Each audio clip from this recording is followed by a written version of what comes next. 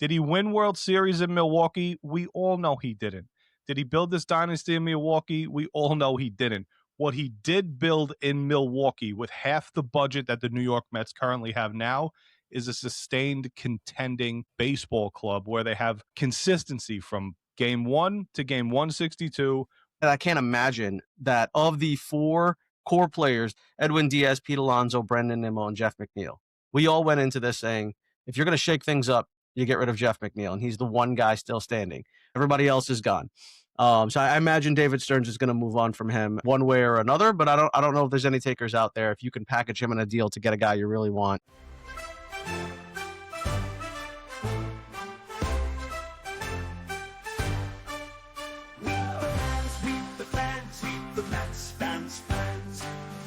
Rising up from the stands.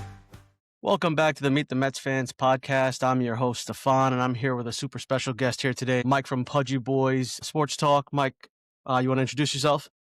Yeah, Mike, PudgyBoyz Sports Talk, big time Mets fan, Giants fan, Knicks fan. Try to keep the same colors, all pretty much combined. It makes it a lot easier for me to be a fan. But Mets are going through a lot of stuff right now, so we'll get into all that as we go through the show. Yeah, Mike, I appreciate you joining me. So, Mike, I took notice of your profile after Pete Alonso got traded. And, we're pretty brand new here, but I saw this post that you made about Pete Alonso, and I was like, I gotta talk to this guy. I got to get this guy on the pod.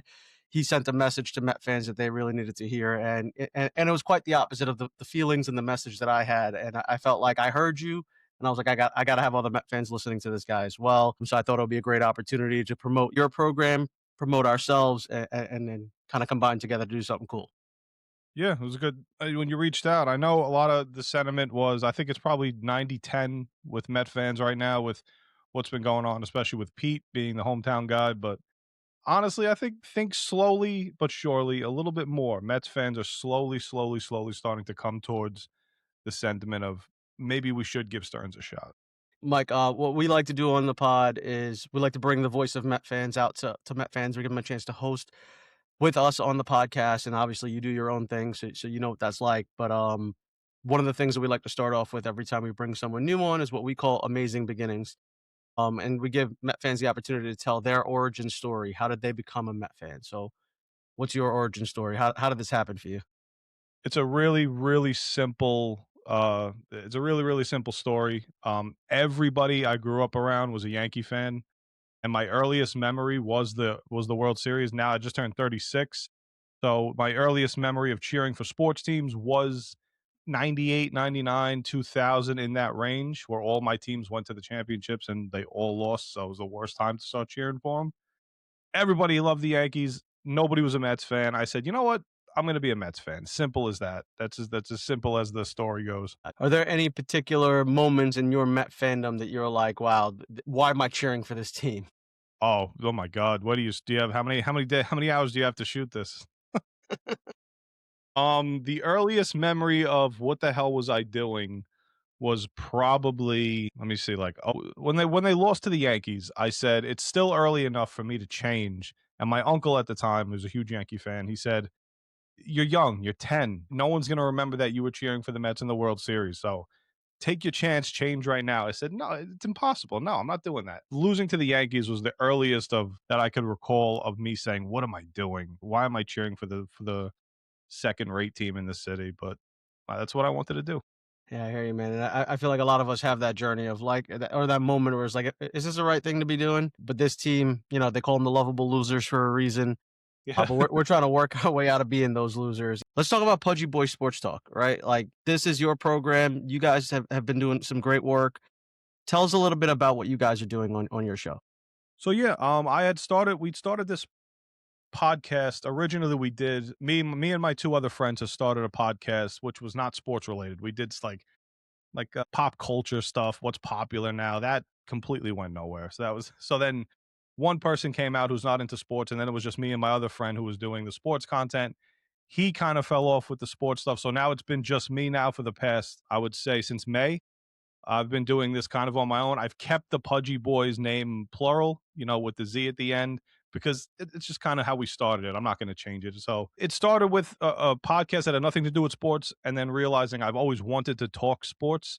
So why not just do something that I'm very passionate about and try to push it as far as I can and see where it goes? Yeah, man, I hear you, and I feel like I saw a similar journey myself. I was a journalism major in college, but then fell into education. Been doing that pretty much my entire adult life. Loving the Mets, loving sports in New York in general, and then kind of said to myself, like, let's just do it for fun. Me and a couple of guys that I'm cool with, and we're like, let's just hop on and try this out. Let's see where it goes. If it goes nowhere, at least we're having a good time. Yeah. All the guys that you started this with, are they still involved? Yeah, yeah. So we are brand new. We are 13 episodes in. So it's me, my buddy Justin, and my cousin Sid. And so I alternate between the two of them. Sometimes it's all three of us, but between the two of them, and then we're trying to bring on another guest, kind of rotating who the additional person is that's with us on the pod to bring new voices that are out there onto a podcast, right? And like giving the everyday fan, not like yourself who's been doing this for a little while, but like the everyday fan who's never done this before, the opportunity to come onto a podcast and see what this is like, right? So yeah, everybody that's out there listening, check out Mike on PudgyBoyz Sports Talk. He's on Instagram, TikTok, and YouTube as well. So Mike, let's jump back into it. And I feel like what's happened since the winter meetings with this team is so different and so dynamic in terms of a change. And it's polarizing, right? I saw the reaction that you posted. Can you hash for us your thoughts on what David Stearns is doing and why Met fans should give him a shot? David Stearns was a highly coveted general manager, president of baseball operations, whatever you want to call him. David Stearns was highly coveted by Steve Cohen 4 years ago as he was with the Brewers. He awaited David Stearns to become a free agent as he held Billy Epler in that position for a couple of years. David Stearns was wanted by multiple teams because of a specific reason. Did he win World Series in Milwaukee? We all know he didn't. Did he build this dynasty in Milwaukee? We all know he didn't. What he did build in Milwaukee with half the budget that the New York Mets currently have now is a sustained contending baseball club where they have consistency from game 1 to game 162. Once they hit the postseason, yes, things get a little crazy. Sometimes even the best teams don't win in the postseason. But with what the Milwaukee Brewers have done in David Stearns' tenure, there is build a sustained winner that the crowd could get behind. It's not a lucky season like 2015 with us, 2024 with us. Every time the Mets have a good year, it seems like we have to have this miraculous magic year where things go great. I don't want that anymore. I want a guy to come in and build it to where instead of us complaining about not making the postseason, we're complaining about getting knocked out in the first round. That has to be the normal now with Mets fans. And what he did was getting rid of the guys who have been here since 2019, Lindor 2021. I don't think he's going anywhere, so everybody has to calm down about that. But getting rid of the guys who have been here since 2019, the same old, whether you agree with them being the problem or not. I'm not on either side of the fence, but what needed to happen was this team needed to be gutted and built from the ground up. The goal here is to build the Milwaukee Brewers in New York and then top it off with Cohen's resources and Cohen's money, something that David Stearns did not have while he was in Milwaukee. I got you. So when you saw the Pete Alonso trade and you saw Met fans arms up in air, like I was one of the first people out there with my instant reaction, like, why are you here, dude? Fire this guy. Of course, yeah. You saw that and you said, Met fans, you need to pump your brakes, right? What do you believe is the vision here? What do you think Stearns is going to do with this team? He's promising that we're going to be a playoff team, that we're going to be able to put a playoff team out onto that roster. Do you see that happening? 100%. As long as Steve Cohen is the owner of this baseball team, I think his ultimate goal would be to put a perennial World Series contender on this team every single season. Yes, I've been telling people it's December. All right, if opening day was tomorrow, I would be right there with you guys, with everybody with the torches. Let's not go to Citi Field. I would be right along with you if opening day was tomorrow or even the next day. But opening day is what? 4 months away. We got plenty of time to build a baseball team. We're going to get more athletic. If you just watch the World Series game alone, could you guys imagine? And I don't want to sound like I'm pounding on Pete because Pete was a great Met, a beloved Met. Could you imagine Pete Alonso having to make some of those throws in the World Series that Vladimir Guerrero Jr. was making, that Freddie Freeman was making, some of those throws home, that dart that Vladimir Guerrero threw to third base? It just wouldn't happen, man. And it just needed to happen to where let's get rid of what's been going on here for 6 years. Stearns only a part of this for 2, but people are acting like Stearns has been here since 2019. He hasn't. He's only been here for 2 years. evaluated what's on this roster and said, we got to get better. We got to get more athletic. We got to get more versatile. We got to get way better defensively, and we have to pitch better. And he's going to address all those needs this offseason. I sure hope so, man. The Mets made a signing, right? A week ago, we were all like, what the hell's going on with this team? We don't see the vision. That vision took one step towards becoming a little bit clearer with Polanco. So the Mets signed Polanco, 2-year deal, $40 million. What are your thoughts?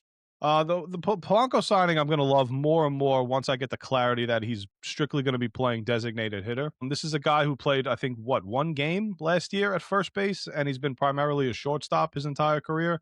There's not a hole at shortstop on the Mets, and there's not really many holes on the infield besides first base for the Mets. They got 9 infielders, it seems like. Polanco's going to be primarily the DH. The DH is a position the Mets have ignored since the National League has gotten the chance to even have the DH. We've seen Vogelback, we've seen Darren Ruff, we've seen Jesse Winker, Marte. We've seen a ton of guys, but now we got a guy who we could just plug in there every single day. Has a little bit of an injury history, but keeping him off the field and not having to play defense as much should benefit him tremendously. You saw what he did in the postseason, clutch with those 2 homers against Tyreek Skubal. Not easy to do. He had the game-winning hit in Game 7 to send the Mariners to the American League Championship Series. So this is a guy who's got the clutch gene in him. He can get the big hit, has a little pop, injury history, yes, but having him primarily as your switch-hitting DH and being able to just plug him in every day and not having to worry about that position, instant upgrade in my eyes. Yeah, I saw that as well. And if he's the DH, I think most Met fans are on board with that. The idea that, reporters are coming out there telling us that this guy's going to potentially play first base for the Mets. And you're right, he has one game there. It's really one inning there, where he came in like the 9th inning and just kind of was there because somebody needed to be there. Sure, he can do it. He's an athletic guy. I'm sure he can learn the position. But I think the hope here is that he's not the first baseman for the New York Mets. He's more of that DH, filling in for the Marte and Jesse Winker at DH. And I agree, instant upgrade if that's what we're doing. But he also has that ability, God forbid a Francisco Lindor injury, you've got a guy that you could plug in at shortstop and he can hold down the fort. And do you see how this is why the Mets fans, just be careful who you watch, be careful who you listen to. Do you see how the media can make Mets fans completely, and all fans completely overreact? If the report was the Mets signed Jorge Polanco to a 2-year, $40 million deal to be the new DH, Mets fans would be perfectly fine with that report. The fact that it said DH/first base, instantly, this is who we got to replace Pete. You gotta read between the tea leaves a little bit. David Stearns talks about run prevention constantly. He's not going to put a guy to replace Pete Alonso, who's actually the worst defensive first baseman that I've seen in my lifetime, come back and put a guy who doesn't play any first base and just replace him with that. Yeah, if I'm thinking, though, who is the first base replacement? Are you good with a guy like Vientos replacing Pete at first base, or are your eyes set on someone else to take over that spot?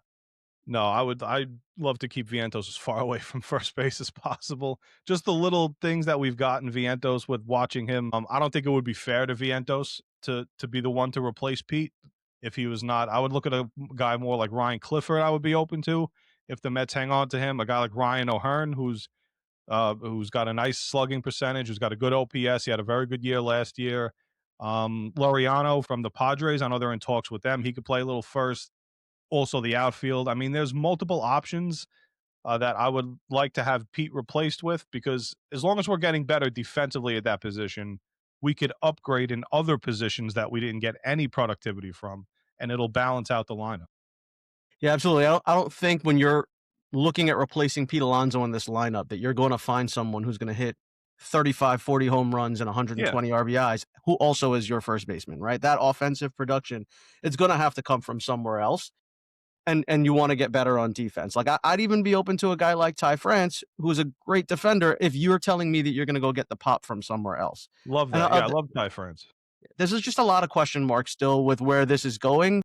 And I think Met fans, like you said, are starting to give David Stearns the rope that he needs here to put a winner on the field. But the division is still not clear. And I think that's what's the most troubling thing here for Met fans is, where are we going with this? What is the hope here? There's one of the other co-hosts that I'm on with talked about the plan here is to just play all the youth, right? Get under the luxury tax and reset all the penalties that you face every single year that compound, and play your youth to see what you have. If that's what the Mets end up doing, what are your thoughts? Now, yeah, like I'm trying to like this is where I kind of have the debate with Mets fans as well. Is like if there was that clear cut Juan Soto type free agent out there, the Mets would be involved in every single one of those guys. Yamamoto was the guy they were involved with.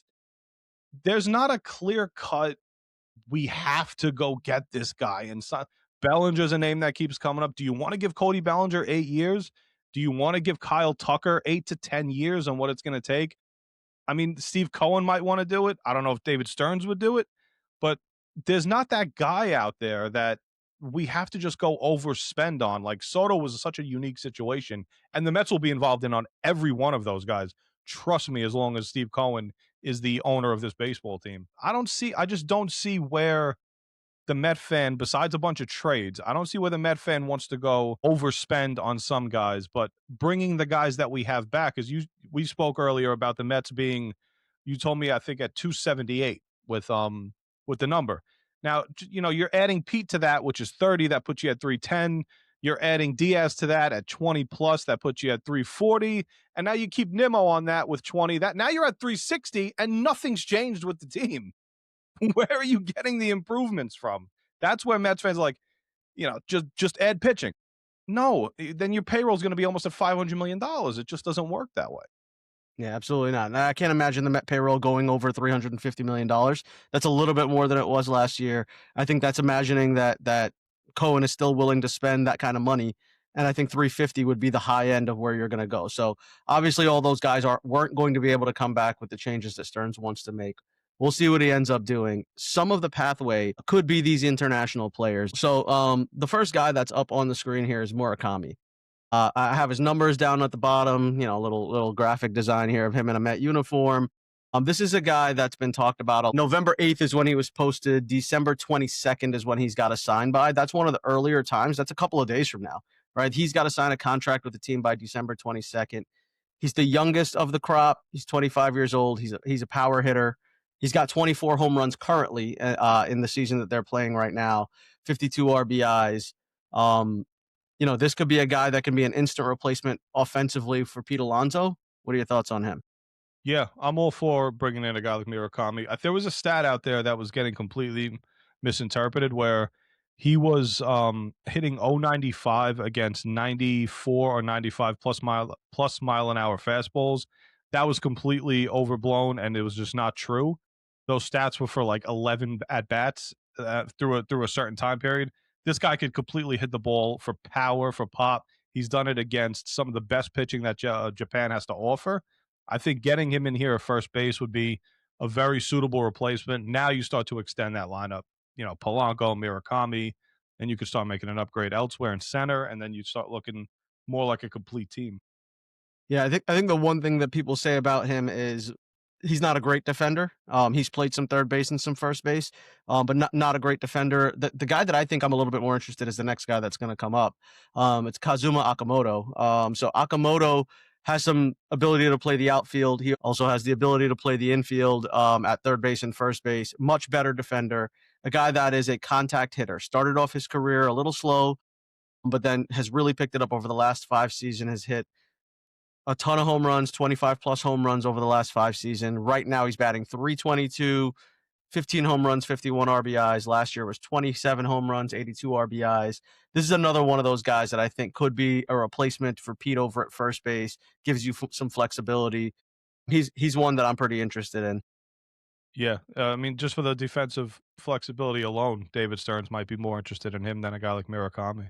Yeah, and his signing date, January 4th. So that one's a little bit after the new year, little behind Murakami. So if the Mets are in on Murakami and they miss, this could be another guy that they target. There's one other offensive player that I'll talk about at the end. He's from the KBO, but the next two that we have up here are pitchers. Imai is the first of the ones that I wanted to talk about. Tatsuya Imai. This is the guy that's getting a lot of attention. Currently right now pitching to a 1.92 ERA. Has got a lot of experience. A lot of people view him as someone who will translate well over to the major leagues. Have you looked into him at all? Any thoughts on him being a New York Met? Yeah, I would view him. The first thing that caught my eye about him was his comments about wanting to beat the Dodgers and not join the Dodgers. I think that was really, really nice to see finally somebody from Japan that doesn't want to join the Dodgers, even though he'll probably sign with the Dodgers anyway. But Yeah, I yeah, was gonna say that I'll see. I believe it when I see it. yeah, If you know the problem with the players in Japan and them wanting to play for, let's say, the Dodgers, it's really wanting to play on that side of the world, right? Like playing for San Francisco, playing for the Angels, like those might be teams that have an upper hand just because they're so much closer to where these guys' family and friends are. So that that's what the Mets are competing with here. Maybe Kodai Senga, if the Mets hold on to him, can get this guy to be willing to come here. that could be our ace in the hole if we if we still have him, Kodai Senga.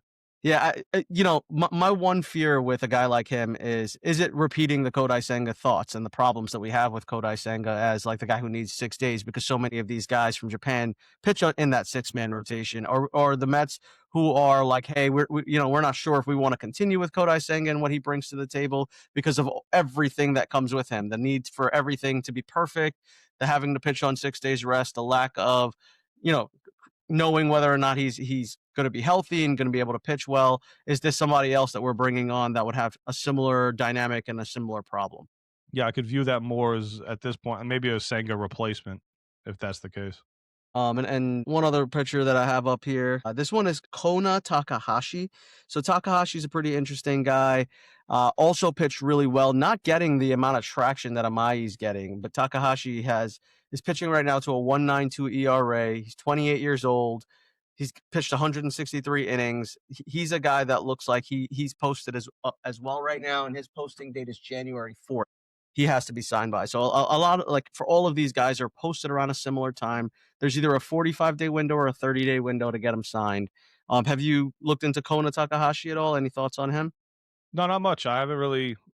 You don't see the first three that you mentioned have been getting the majority of the buzz in terms of the Japanese players. This guy isn't getting absolutely no buzz when it comes to the mainstream media. Yeah, and that's what I find interesting about him. So after the first three, it does drop off. You hear nothing about the rest of these guys. But this is a guy that, like, when you look at his statistics, you compare them to Imai, they're pretty similar. And he's pitched pretty well in his time. There's a lot of buzz about him in Japan being able to translate well. But he's a guy that's, I think, a lesser talent, not getting the traction, could be someone that the Mets could sneak in there and not be competing with a bunch of other teams to try to get signed. And they have until early January to get something done. And the last guy that I'll put up here, this is a guy that he's not listed super high anywhere. His name is Sung Moon Song. He's actually from Korea, from the KBO. He's got the ability to play third base. That's primarily where he's played, but he's also played some first base and some second base. He's batting .315 right now. He batted .340 last year, 26 home runs, 90 RBIs. He's an RBI producer. He brings a lot to the table in terms of his defensive skill set. And he's another guy that's getting no traction when it comes to major league teams talking about him or the mainstream media talking about him. But he could be another guy that you can bring in on a cheap deal over to New York and see what you have in terms of someone who might be able to replace some off-offensive production of Pete Alonso. Yeah, like if you gave me the choice between bringing back some of the players on the infield that we have now, or a kid like Song like this, I would 100% take the chance on a guy like Song. Yeah, and if the Mets end up moving some of their young infielders in a trade, this would be a nice piece to rejuvenate your bench, potentially a guy that could step in and become a full-time player. Yeah, definitely.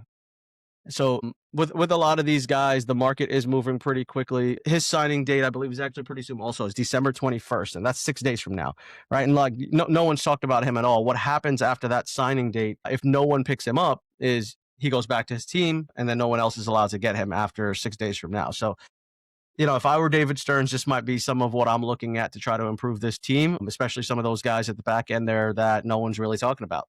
Yeah, and he's going to. He's going to get creative, and there's going to be guys like Song that you're going to hear. Maybe not him specifically, but you're going to hear some Mets fans are going to hear some names that they're probably not accustomed to hearing.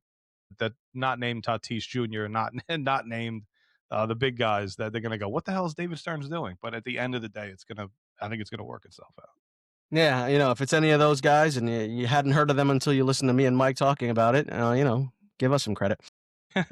I'm sure David Stearns listens to all my podcasts, so maybe Yeah, of course. Maybe I'll influence. So, Mike, we're going to turn things over to you now. We talked a lot about what the Mets could do, and what David Stearns might be doing, how he's trying to build this team out.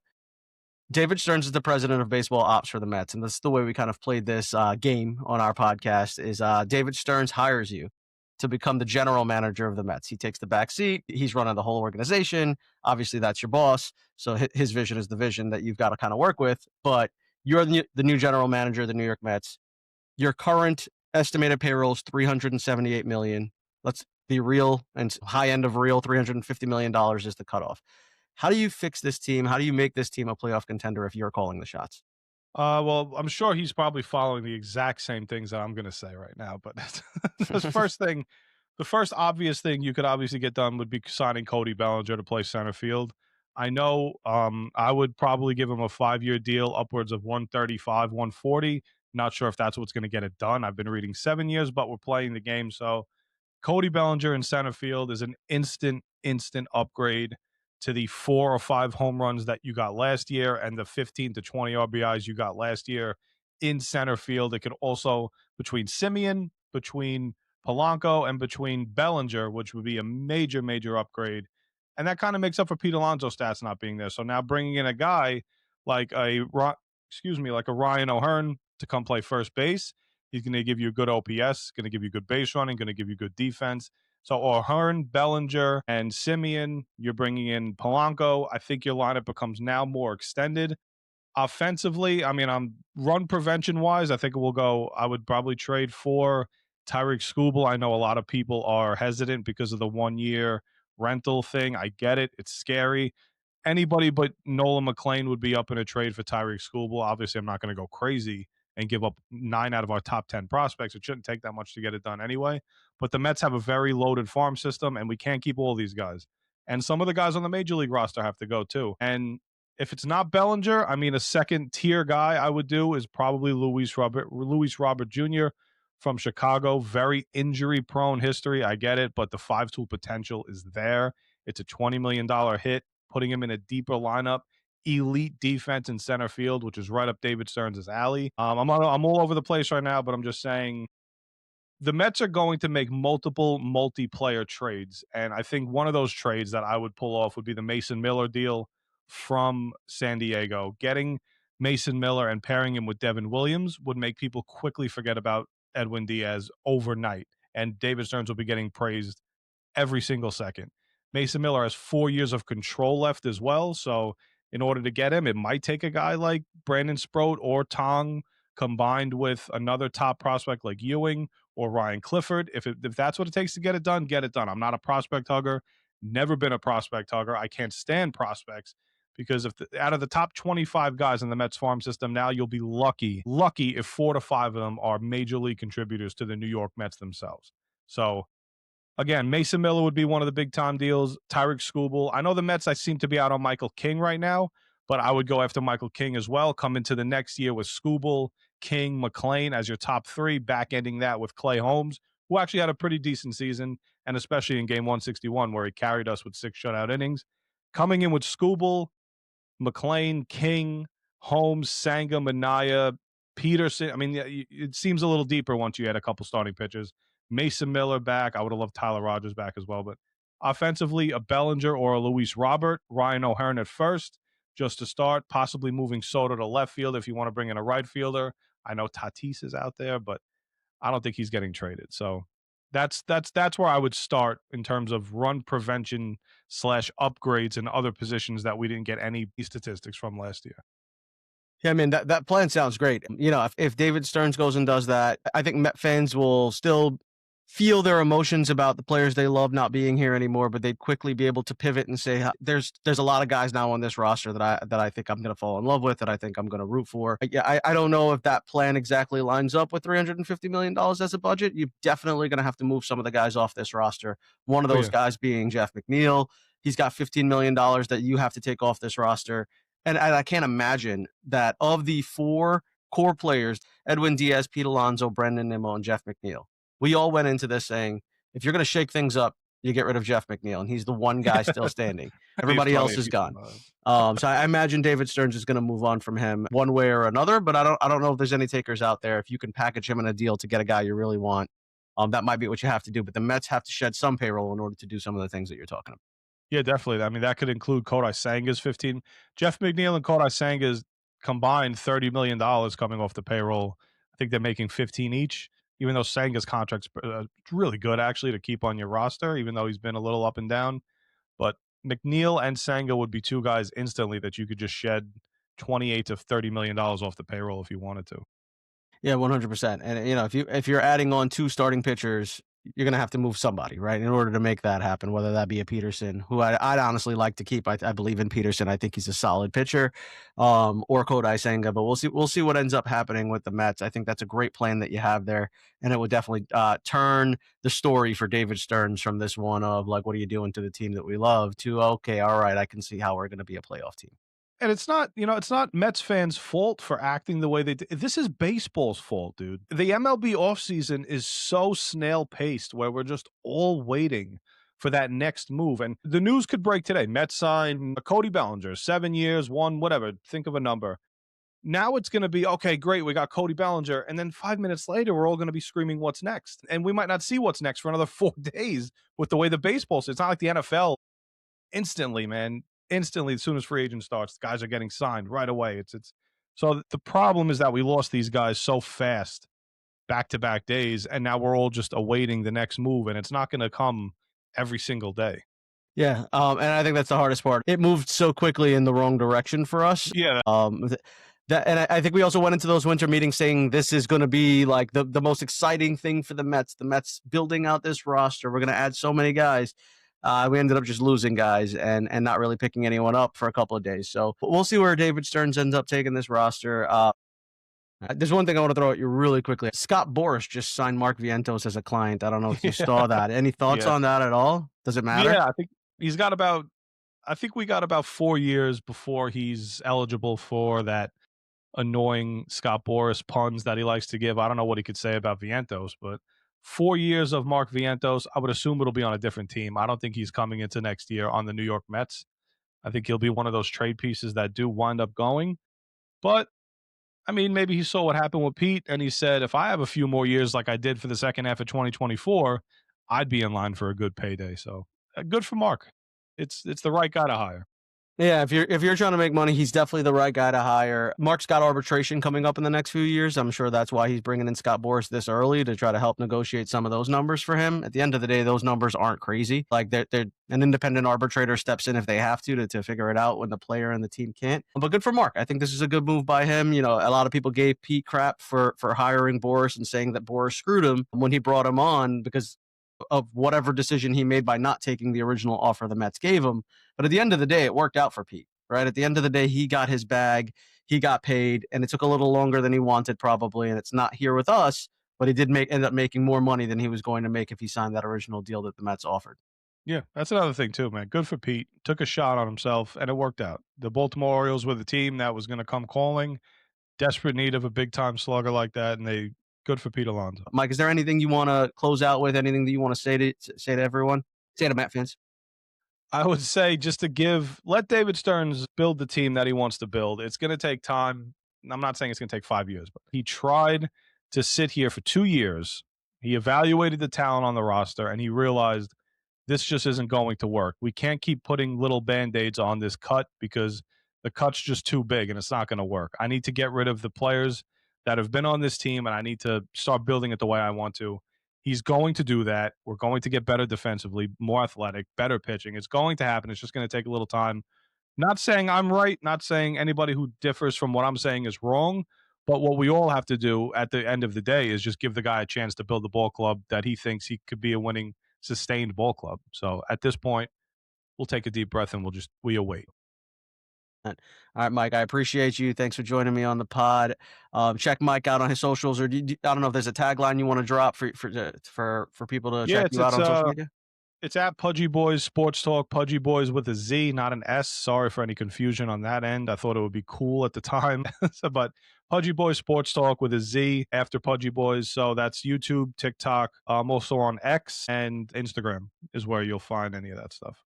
All right, Mike. Hopefully we push some followers over to you. Hopefully you do the same for us. For everyone checking us out, like, subscribe, and follow us on all of our social media, which is at Meet the Mets Fans. If you're interested in doing what Mike just did with me, which is co-hosting an episode from start to finish, email me at meetthemetsfans25@gmail.com or DM us on any of our social media platforms. Keep following us, Met fans. Keep sending us your takes, whether that be videos or audios. We'll definitely bring them onto the pods as the Mets continue to try to build out this team. Have a great day, everybody. Let's go, Mets. Meet the Mets fans, voices rising up from the stands. Hear their cheers, hear their groans, feel their highs, feel their moans. Stories untold now on the mic. Mets fans.